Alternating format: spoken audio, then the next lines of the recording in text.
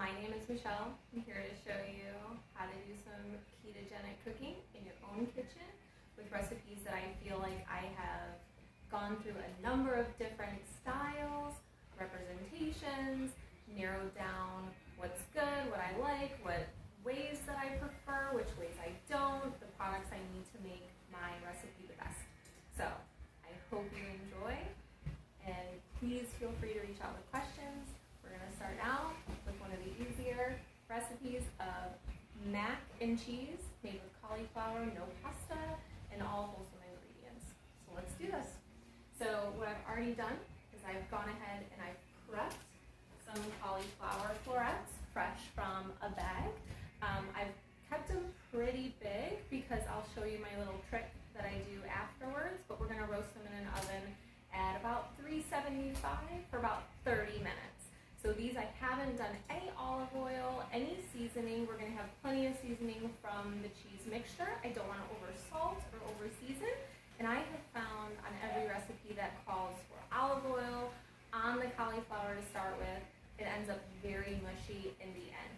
So we're going to keep very plain, very straightforward. We're going to go in the oven right now that I've preheated to 375.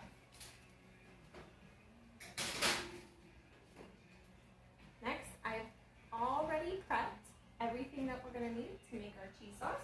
So I have a saucepan here. We're going to do medium-high heat.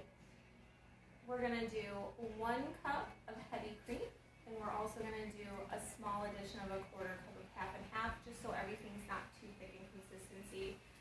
And what I'm going to do is throw in about 2 tablespoons of butter to get that started.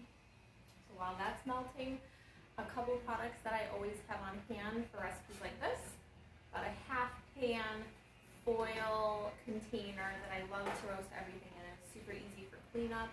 I use parchment paper like you saw on the cauliflower for everything. Costco or Sam's Club will probably be your best friend for that, because in keto, we really do a lot of roasting in the oven. So I have these products on hand at all times. I've tried without them. It just will not turn out the same. So while we have everything going here, I have my pan ready. We're going to put in the melting butter, our heavy cream, and half and half. So that's going to start to go, and then I have a whisk ready. We're going to want to make sure everything is very consistent and even. For an addition of flavor, you can choose pancetta. I've actually tried that with pancetta, bacon, other flavors. I find them very overpowering for a dish normally during the week. So I just like a simple addition of about a heaping teaspoon of a really good mustard. We'll add just a beautiful flavor. So we're going to add that into our mixture in the pan to heat up. And just let that go. What I have ready here for a topping when everything's ready, it's going to be a half a cup of almond flour. I use super fine. I prefer the texture. It's a very similar consistency to a traditional flour. And I've been doing keto now for just over 2 years. This is my favorite. I've grated up some fresh Parmesan, and I've just added a bit of smoked paprika for a bit of depth of flavor. This will go on the cauliflower mac and cheese before it goes in the oven. I have here about 1.25 cups of a grated cheddar cheese that will go into our mixture of the soap and make a very nice, silky, rich flavor.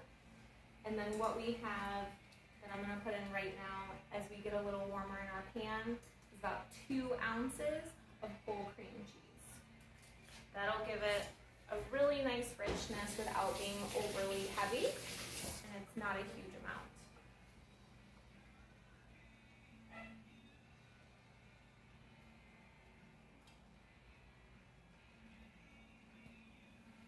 And again, we're just cooking this